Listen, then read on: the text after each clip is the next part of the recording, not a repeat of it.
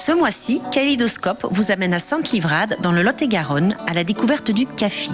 C'est Stéphane Augan, notre fil rouge, qui nous raconte l'histoire de ce camp d'accueil des Français d'Indochine. Un site exceptionnel qui donne le sentiment que culture et tradition vietnamienne ne sont jamais très loin. Stéphane, nous sommes ici au CAFI. Qu'est-ce que cela veut dire exactement? Alors CAFI, ça veut dire Centre d'accueil des Français d'Indochine. Alors c'est un lieu vraiment historique, de la grande histoire de France, puisque ce lieu a accueilli en 1956 près de 12 000 personnes rapatriées d'Indochine. Alors, qui étaient exactement ces familles et ces rapatriés? Alors, ces familles étaient composées de personnes qui étaient fonctionnaires, militaires, avec leurs familles, et aussi beaucoup de mères seules avec enfants, compagnes, on va dire, légitimes ou non de fonctionnaires, de militaires français. 1200 personnes qui arrivent ici, c'est énorme. La population livradaise devait être autour de un peu plus de 3000 personnes. Donc il y a eu un tiers de la population de plus sur le Livradet. Les enfants étaient scolarisés sur le camp? Alors, les enfants étaient scolarisés. C'était vraiment un microcosme. Ici, c'était une ville dans la ville, puisqu'il y avait des écoles, une école primaire. Les enseignants d'ailleurs vivaient sur place. Il y avait un dispensaire médical, il y avait une administration avec un directeur. Tout fonctionnait à l'interne. Alors, quand on se promène dans ce camp qui est de moins en moins habité, on se rend compte qu'ici on parle français, mais aussi on parle un petit peu vietnamien. Vous pouvez nous en dire un peu plus? Alors, à l'origine, dans les années 50-56, entre autres, la plus grande population arrivée était vietnamienne. Bien sûr, on parle de l'Indochine française, il y avait quelques familles cambodgiennes, quelques familles laotiennes, mais la majorité était d'origine vietnamienne. Donc le vietnamien est toujours parlé, c'est vrai que c'est une langue qui s'est transformée au fur du temps. Les jeunes gens, là je me qualifie de jeune pour aujourd'hui, c'est un vietnamien qui a été transformé, francisé. Si on devait parler avec un Vietnamien d'origine, il se mettrait à sourire parce qu'il nous comprendrait, mais bon, il y a une belle transformation linguistique de la langue. Lorsque les familles se sont installées ici en 1956, a priori c'était un hébergement provisoire.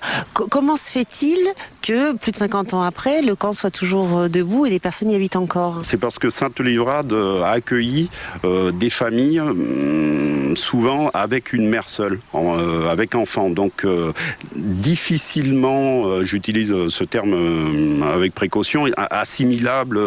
Elles travaillaient au champ, elles ont toujours travaillé, mais c'est vrai que pour sortir de ce CAFI, il fallait avoir un emploi et c'était pas si simple que ça. Donc les familles sont restées, les enfants sont partis, beaucoup ont fait de grandes études, beaucoup ont réussi, mais les parents sont toujours ici. Donc dans ce centre ici, une église, une pagode, des épiceries, une école à l'époque. Je vous propose que vous nous fassiez un peu visiter le centre. D'accord, bon, on fait un petit tour. Alors c'est parti, on y va.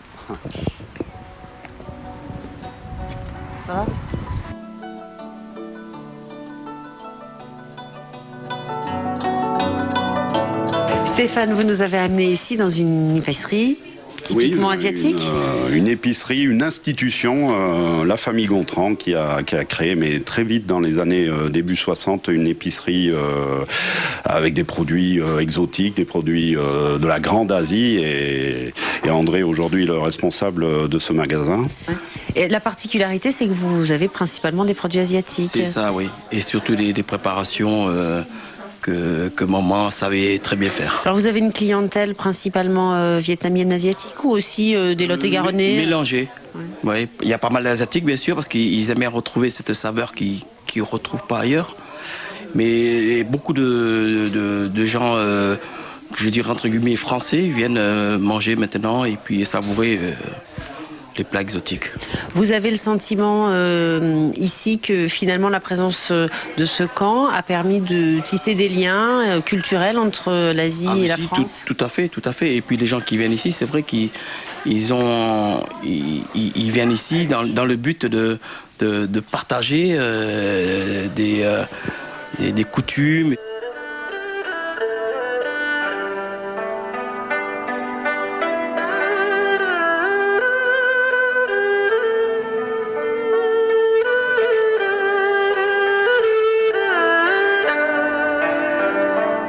Lorsque les familles sont arrivées, l'administration avait attribué à chaque famille 3 ou 4 pièces, des logements de 3 ou 4 pièces, mais tout équipé, avec un poêle, des couverts, des lits. Par contre, c'était des appartements sans sanitaire. Les familles se partageaient à 2, à 3 des sanitaires. Il n'y avait pas de douche non plus, c'était des douches extérieures. Il a fallu quand même quelques années pour créer des douches municipales dans un bâtiment d'ici. Alors, qu'est-ce que ça produit sur un groupe de 1200 personnes, de vivre finalement un peu en autarcie, d'aller à l'école sur le camp, de se doucher un peu collectivement, enfin de partager des sanitaires? Qu'est-ce que ça crée entre les individus? Ça crée du lien, hein. Ça crée forcément du lien, puisque c'est un village à part entière, le Caffi. Hein. Il a fallu quand même des années pour ouvrir, on va dire, s'ouvrir vers l'extérieur. Il a fallu l'installation d'une maison des jeunes et de la culture, d'un animateur pour permettre aux enfants d'aller vers l'extérieur. Les personnes qui sont passées par le Caffi, aujourd'hui, vous formez une communauté? Ah oui, même si les gens ne sont plus vraiment nombreux ici, la communauté existe. L'été, il y a une fête autour du 15 août où toutes les familles qui sont en région parisienne, en région bordelaise ou toulousaine se regroupent pendant 2-3 jours pour des festivités.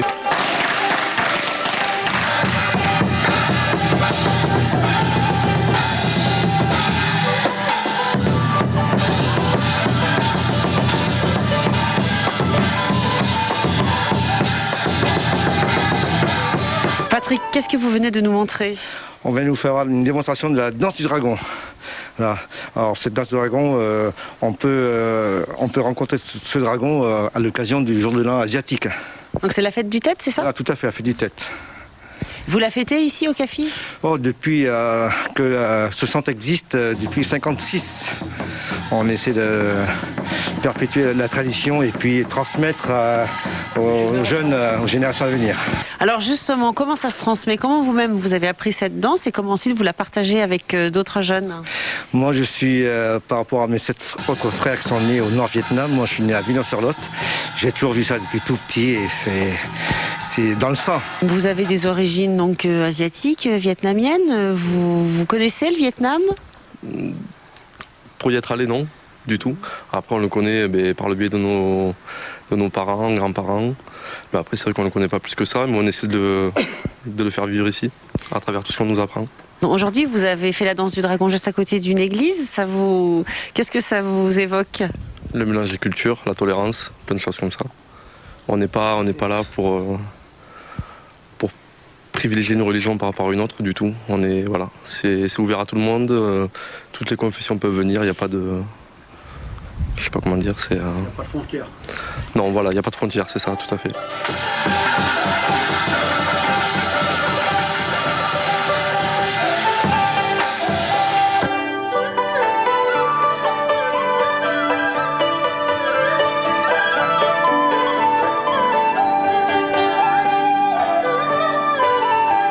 Patrick, quand on entre dans cette pagode, on est très surpris. Comment elle s'est créée? Comment elle s'est constituée? Alors, lorsque ils sont arrivés, mes parents sont arrivés en France en 1956, il n'y avait pas de lieu de prière approprié. C'était le directeur du centre qui avait offert ce bout de bâtiment qui existe depuis 1956. Maintenant, il y avait une activité intense dans les années 60 jusqu'en 70. Malheureusement, la population devient vieillissante. Il y a beaucoup moins de cérémonies en tout cas. Hein. Mais là, nous sommes dans un lieu emblématique du Caffi. Comment finalement coexister des pratiques religieuses catholiques et des pratiques plutôt bouddhistes? Tout ça se mariait finalement très très bien. Une personne pouvait être catholique, aller à l'église et se retrouver le soir à la pagode pour prier les ancêtres. Alors Patrick, vous pourriez nous raconter un petit peu comment ça se passe, ou comment ça se passe encore actuellement? C'est vrai que les images sont gravées, hein, parce que j'avais une dizaine d'années et parfois j'avais la chance de pouvoir accompagner ma mère pendant les cérémonies et c'était intense parce que c'était le culte des badons et il y avait une prêtresse qui était possédée, l'esprit était possédé par un des génies et là ça a duré jusqu'à très tard dans la nuit.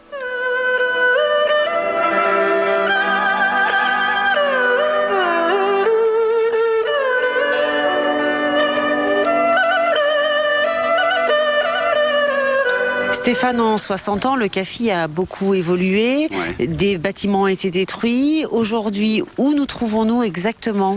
Alors on est dans un premier lotissement de la première tranche des nouveaux bâtiments, de la reconstruction, puisqu'il y a eu un programme de ce qu'ils appellent requalification sociale. Donc il y a destruction, reconstruction de nouveaux pavillons. Donc les premiers bénéficiaires étaient les personnes âgées de la première génération qui s'y sont installées. Première tranche, des bâtiments qui sont encore en cours de construction, la partie actuelle du camp qui va être rasé pour faire place à de nouveaux bâtiments. C'est un nouveau quartier, finalement, c'est une nouvelle histoire qui commence ? C'est une nouvelle histoire. L'histoire du CAFI va être préservée par les traditions avec les associations comme l'ARAC, mais effectivement, c'est une autre histoire, c'est une autre page qui va se tourner. Ça sera un quartier de Sainte-Livrade, un quartier peut-être avec des gens qui pourront relater les premières heures du lieu. On sent un peu de nostalgie dans vos propos. Oui, de la nostalgie, voire un peu d'amertume même. C'est vrai que le CAFI que j'ai connu, que toutes les personnes qui ont vécu ici ont connu, ne sera plus ce CAFI-là. On peut imaginer que les associations peuvent faire perdurer un esprit d'un petit Vietnam en bord de l'autre et que cette histoire restera quand même.